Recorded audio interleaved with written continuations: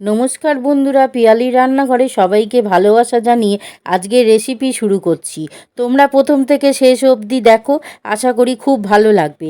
তো চলো শুরু করি। প্রথমে পটলগুলো একটু একটু খোলা রেখে সব দিক চিড়ে চিড়ে কেটে ধুয়ে নিয়েছি। এবার কড়াইয়ে তেল গরম হলে পটলগুলো ছেড়ে পরিমাণ মতো নুন আর হলুদ দিয়ে নাড়াচাড়া করে ঢাকা দিয়ে দেবো। ততক্ষণ মশলাটা করে নিই।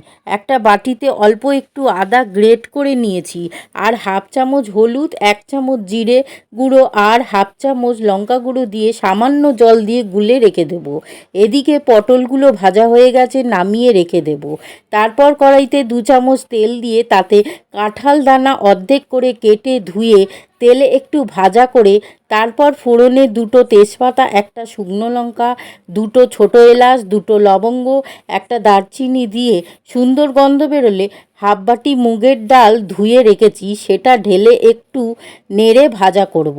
তারপর সেই মশলাটা গুলে রেখেছিলাম সেটা দিয়ে দেব, একটু কষাবো। তারপর ডাল সেদ্ধ হবার মতন সামান্য গরম জল ঢেলে দেব, আর স্বাদ মতো নুন দিয়ে ঢাকা দেব 7 মিনিটের জন্য। 7 মিনিট পর দেখো ডাল সেদ্ধ হয়ে গেছে, জলও শুকিয়ে গেছে।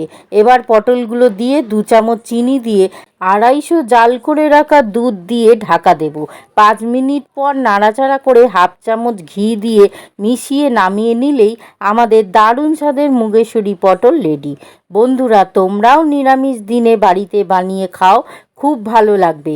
ভালো লাগলে লাইক, শেয়ার, সাবস্ক্রাইব করে পাশে থেকো বন্ধুরা।